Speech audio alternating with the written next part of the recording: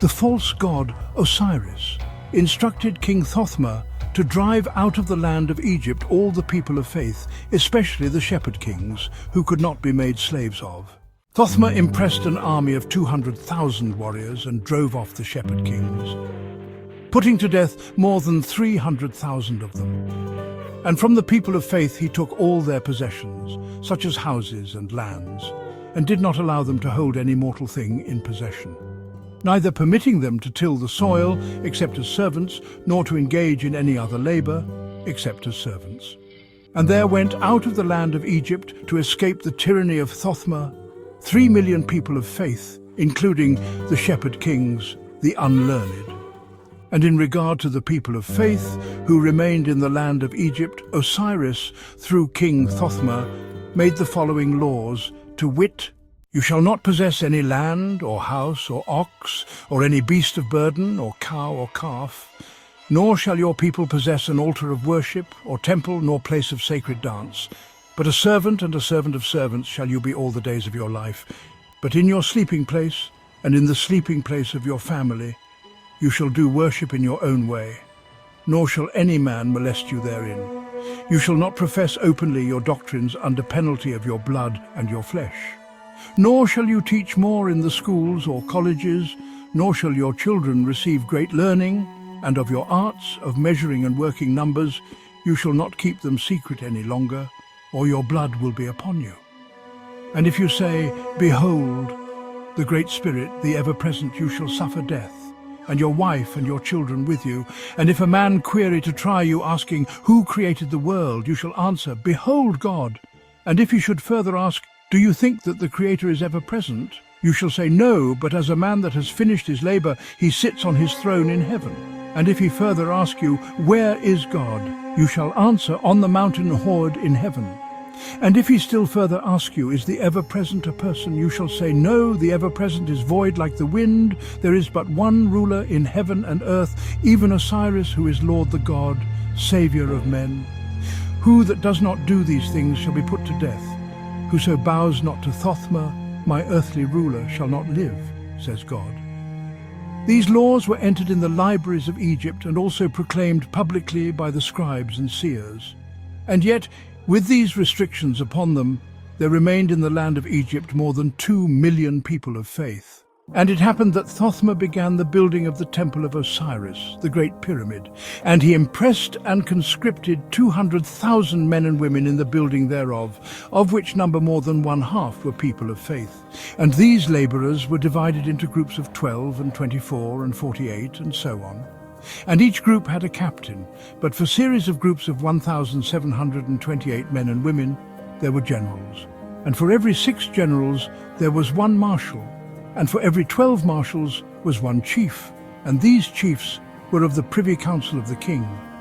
And the king allotted to every chief a separate work, some to dig canals, some to quarry stone, and some to hew the stones, some to build boats, some to provide rollers, and others timbers, and yet others capstans. 2 places the surveyors found stone with which to build the temple. One was above the banks of the great river Egon at the foot of Mount Hezekah, and the other was across the plains of Neuf in the mountains of Iokaba. From the headwaters of Egon a canal was made to Iokaba, and thence by locks descended to the plains of Neuf, and thence to Gakir, the place chosen by the king for the temple to be built. And as for the logs used in building, they were brought down the waters of Egon, even from the forests of Gambatha and Rugzak. These logs were tied together and floated on the water to the place required, where by means of capstans they were drawn out of the water ready for use. As for the stones of the temple, they were hewn in the region of the quarries, and when properly dressed were placed on slides by capstans, and then by capstans let down the mountainsides to the water, whereon they were to float to the place required for them. The floats were made of boards sawed by men skilled in the work, and were of sufficient length and width to carry the burden designed. And at the bottom of the floats were rollers, gudgeoned at the ends. Now, when a stone was let down from the place of its hewing onto the float, it was ready to be carried to its destination. And when the float thus arrived near Gakir, ropes made of hemp and flax, were fastened to the float, and by means of capstans on the land, the float was drawn up an inclined plane out of the water, the rollers of the float answering as wheels. When all things were in readiness for building the temple, the king himself, being learned in all philosophies, proceeded to lay the foundation, and to give instruction as to the manner of building it. These were the instruments used by the king and his workmen, the gowl, the length, the square, the compass, and the plumb and line. Nor were there any other instruments of measure or observation used in the entire building of the temple. And as to the measure called a length, it was the average length of a man, after trying 1,000 men. This was divided into 12 parts, and these parts again into 12 parts, and so on. After the first part of the temple was laid, the builders of the inclined plane began to build it also, but it was built of logs. And when it was raised a little, another layer of the temple was built.